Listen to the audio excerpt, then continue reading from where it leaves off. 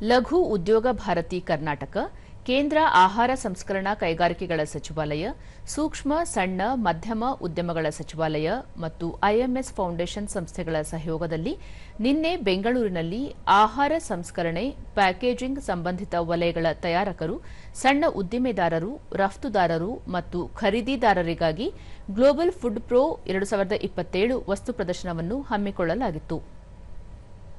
ಕಾರ್ಯಕ್ರಮದಲ್ಲಿ ರಾಷ್ಟ್ರೀಯ ಅಂತರ್-ಶಿಸ್ತೀಯ ವಿಜ್ಞಾನ ಮತ್ತು ತಂತ್ರಜ್ಞಾನ ಸಂಸ್ಥೆ ಎನ್ಐಐಎಸ್ಟಿ ನಿರ್ದೇಶಕ ಡಾ ಸಿ ಆನಂದರಾಮಕೃಷ್ಣನ್, ಗ್ಲೋಬಲ್ ಇನ್ಸ್ಟಿಟ್ಯೂಟ್ನ ಮುಖ್ಯ ಮಾರ್ಗದರ್ಶಕ ಡಾ ಜಗತ್ ಶಾ, ನಿವೃತ್ತ ಐಎಎಸ್ ಅಧಿಕಾರಿ ಮದನ್ ಗೋಪಾಲ್, ಲಘು ಉದ್ಯೋಗ ಭಾರತಿ ಅಧ್ಯಕ್ಷ ಕೆ ನಾರಾಯಣ ಪ್ರಸನ್ನ ಮತ್ತಿತರರು ಉಪಸ್ಥಿತರಿದ್ದರು.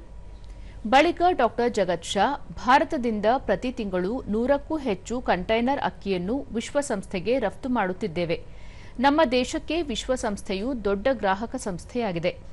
ದೇಶದ ಆಹಾರ ಉತ್ಪಾದನೆಗಳನ್ನು ವಿಶ್ವದಲ್ಲಿ ಬೇಡಿಕೆ ಹೆಚ್ಚಳ ಮಾಡುವ ಸಲುವಾಗಿ ವಿವಿಧ ದೇಶಗಳಲ್ಲಿ ರಾಷ್ಟ್ರ ಮಟ್ಟದ ಕಾರ್ಯಕ್ರಮಗಳನ್ನು ಹಮ್ಮಿಕೊಳ್ಳಲಾಗುತ್ತಿದೆ. ಆ ಮೂಲಕ ಭಾರತದ ಆಹಾರ ಪದಾರ್ಥಗಳಿಗೆ ಬೇಡಿಕೆ ಹೆಚ್ಚಳ ಮಾಡಲಾಗುತ್ತಿದೆ ಎಂದರು. Right, so we will select one of these and the Guinness Book of World Record team will be here and it will be recorded and you will all become part of that history.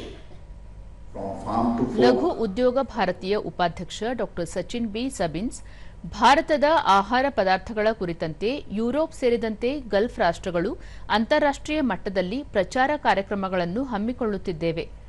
ದೇಶೀಯ ಸಣ್ಣ ಉದ್ದಿಮೆಗಳಿಗೆ ಹೆಚ್ಚಿನ ಅವಕಾಶ ಕಲ್ಪಿಸುತ್ತಿದ್ದು ವ್ಯವಹಾರ ವೃದ್ಧಿಗೆ ಸಹಕರಿಸಲಾಗುತ್ತಿದೆ ಎಂದು ಹೇಳಿದರು.